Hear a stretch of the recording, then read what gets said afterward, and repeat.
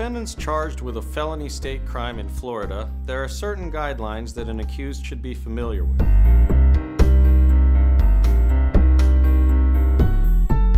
The first thing to be aware of is the various degrees of felony charges, which ascend in degree corresponding to the level of seriousness of the offense.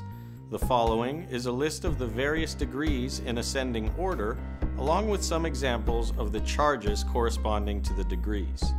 There are third-degree felonies, which are the least serious felony charges, punishable by a maximum of 5 years in Florida State Prison. Some examples would be driving while license revoked, and possession of cannabis over 20 grams, or felony battery. There are second-degree felonies, which are punishable by a maximum of 15 years in Florida State Prison.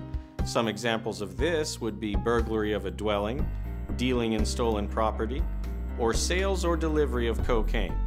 There are first-degree felonies, which are punishable by a maximum of 30 years in Florida State Prison.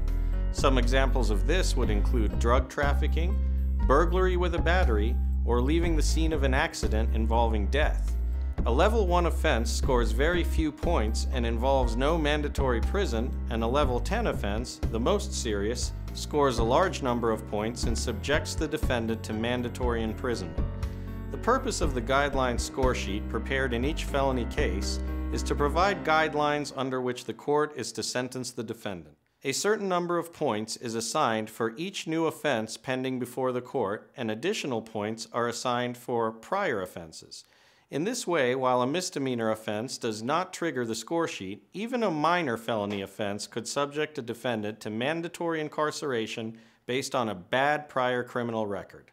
Additional points are assigned for violations of probation, victim injuries, and other matters. The magic number to be aware of is 44. If a defendant scores 44 or more points on the criminal punishment guideline score sheet, then the court must sentence the defendant to a prison term unless that defendant can avoid the sentencing guidelines. There are several ways that a defendant can avoid being sentenced under the guidelines.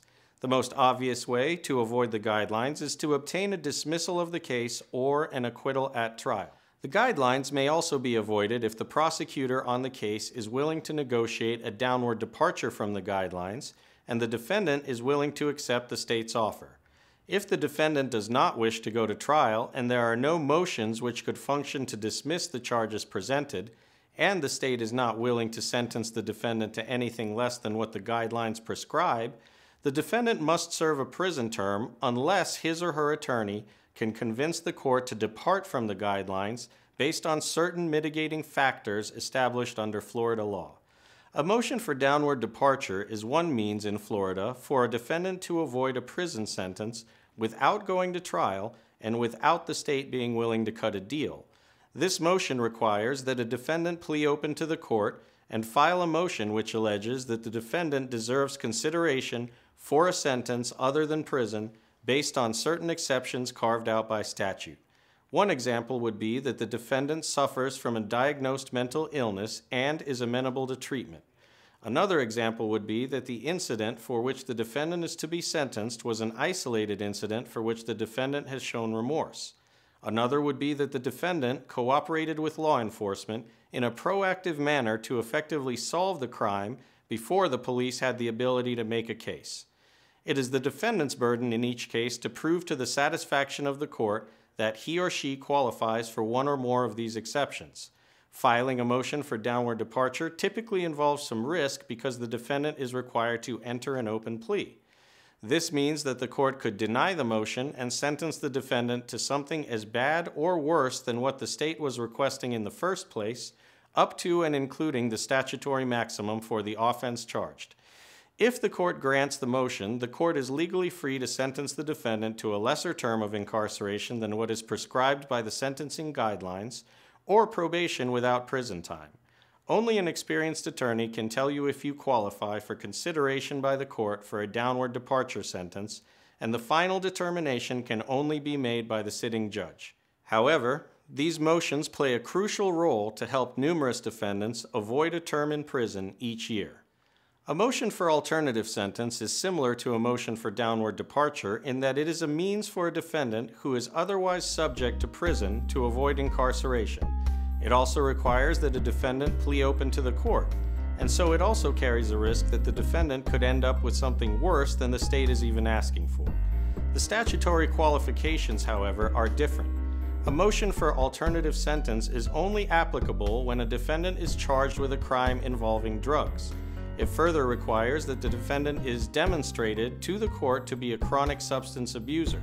Another prerequisite is usually that the defendant has been in legal trouble before due to drugs, but has never been provided court-ordered treatment or rehabilitation, and that the substance abuser is ready and willing to enter into such treatment for the problem.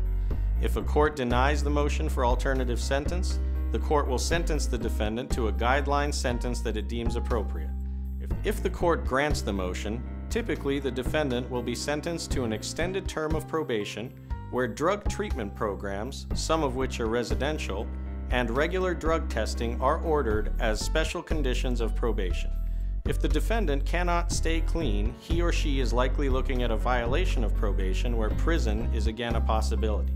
If you would like more information about Florida's sentencing laws or sentencing alternatives such as motions for downward departure or motions for alternative sentence, call the law offices of Eric A.K. for a free consultation at 954-330-8994. We look forward to hearing from you.